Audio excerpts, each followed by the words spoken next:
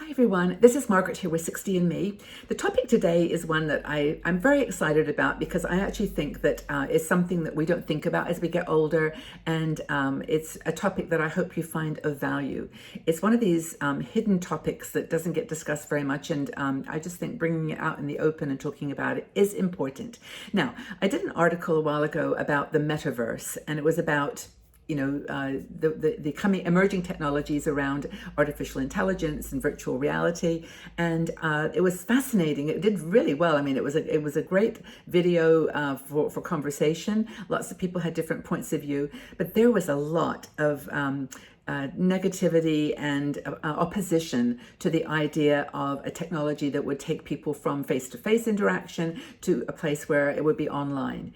And so I read all the comments, and we had lots of conversations, and I tried to soften some of the edges of people that were super against it. But it came into my mind when I was reading an article by Delia Lloyd, who's one of our bloggers, and she wrote this article on how we need to challenge our biases as we get older. Now, many of you may be completely aware of the biases that you have brought with you through your life, and things that bother you, things that you don't agree with. You may have some belief systems that really eliminate certain options in an evolving world. Because for me, the metaverse and all these things in technology are just a sign that we're evolving.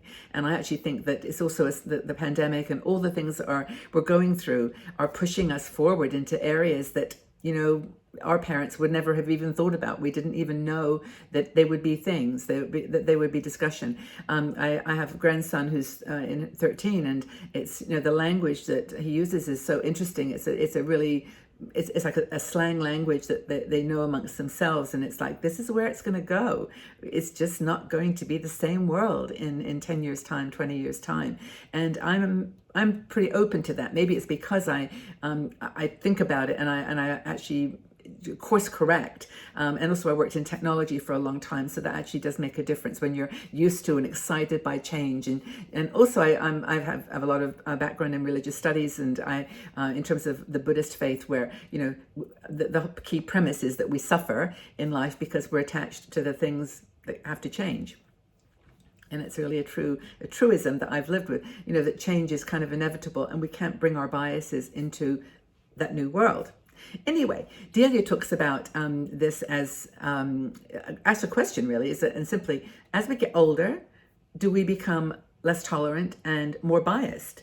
Do we, number one, we probably accumulate more skills and abilities and wisdom, hopefully, and knowledge. Maybe it's more knowledge rather than wisdom.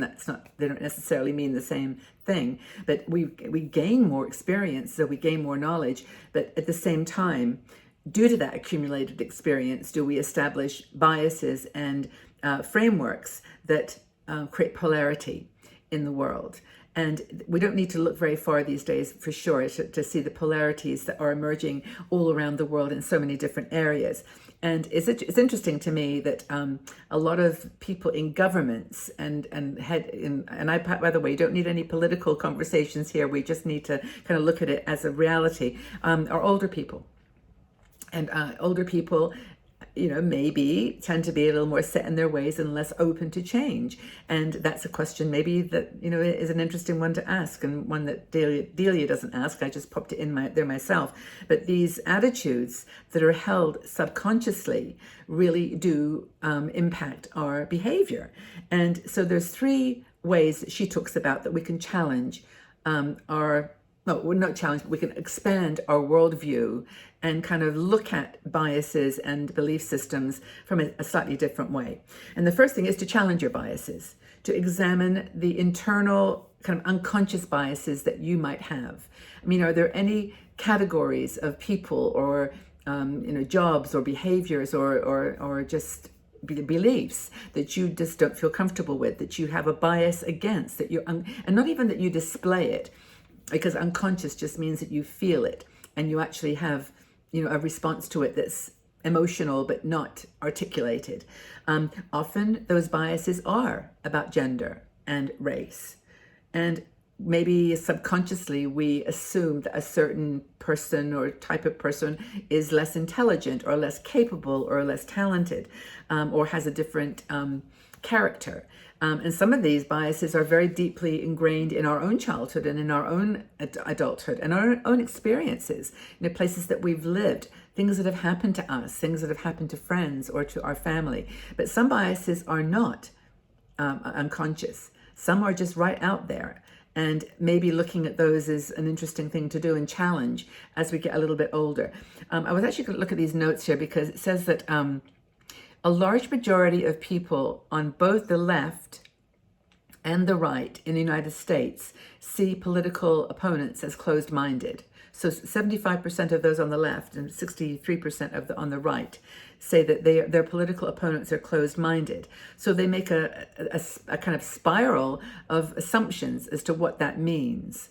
And so there's not even a willingness sometimes to actually talk, even though the end result may be exactly the same. Like, for example, we all want a better education system for our children and our grandchildren. I don't think anybody would disagree with that phrase, but then how you get there is where the roads diverge and where it becomes a different conversation. So often, as Delia points out, feedback and conversations with other people who have a different belief system actually is helpful, and it's fun, and it's good because it helps you. Well, it could actually help you solidify your own beliefs, and there's nothing wrong with that. It could actually solidify well, you wouldn't call it a bias, but it is your belief. And that's what it has to be. But the other hand, it might totally, in my opinion, the better option would be for it to open up your mind to a new way of thinking about something and to challenge your assumptions. And the key thing is to look for similarities in one another. Look for the things that bring you together rather than the things that separate you. It's okay to have a different opinion on something, absolutely. But what is it that brings you together? Is there any point that you could agree and then work on that agreement? So rather than say, I listen to what you say, and to say, I would listen to what you say and I agree with that part of it, but not that part of it. It's just in my opinion, a better conversation. Another thing that Delia talks about is reading outside your comfort zone. There's a book called The Coddling of the American Mind by Greg Lukianoff and Jonathan Haidt. And it basically, I think it's actually looking at colleges and where people's belief systems get formed in the college. Coddling of the mind, sort of solidifies. And what happens when people in that learning environment cling to their own truths and don't open their minds to others. So read outside your own comfort zone, read other books, read articles, maybe listen to a podcast, listen to an interview that is by the person that you disagree with. Listen between the lines and see whether you can find anything that is a similarity, an agreement, and then build on that. The other thing is to widen your social group. I love being around younger people. I actually joined a group recently. I think I mentioned 2 years ago that I went on a cruise. It was a nomad cruise, and there were 250 young people under 40. No one was over 50. I was 70, and we just got along so well. And I just loved the energy of younger people. And they had totally different views than me on so many things, but it didn't matter. They were all just trying to live their lives independently, freely, financially secure. They love to travel. They love to experience new people, new places. There were just so many things we agreed with. It didn't really matter what party they belonged to, or well, of course we had conversations, and sometimes we had to say we disagree. That was it. So the key to breaking through what Delia calls your filter bubble is to watch documentaries with opposing views and keep an open mind. So, and again, mixing with people of different ages, different political views, and embracing them. Being kind.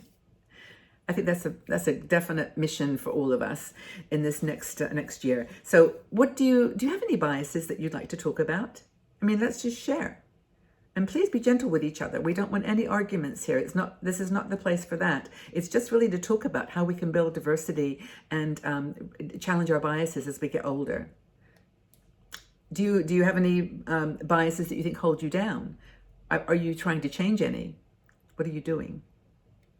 I'd love your feedback on this. I think this is a fascinating topic, and Delia, thank you for writing it. Her article I'll link to in the below the video, so you can read it, and she puts some details on research and other things there that are very interesting. But anyway, I hope you've enjoyed this video. If you did, please give it a thumbs up so that YouTube gives its algorithm just will spread the video to other people if you like it, and comment. So commenting is really important in these videos if you can do that. And if you want to subscribe to the channel, we'd love to have you. I do 4 videos every day. It feels like it's sometimes every week, 4. And one of them is a skincare, makeup, beauty video. And we just cover all kinds of topics. So hope that you enjoy them. If you have any topics you'd like us to discuss, please leave that in the section below too.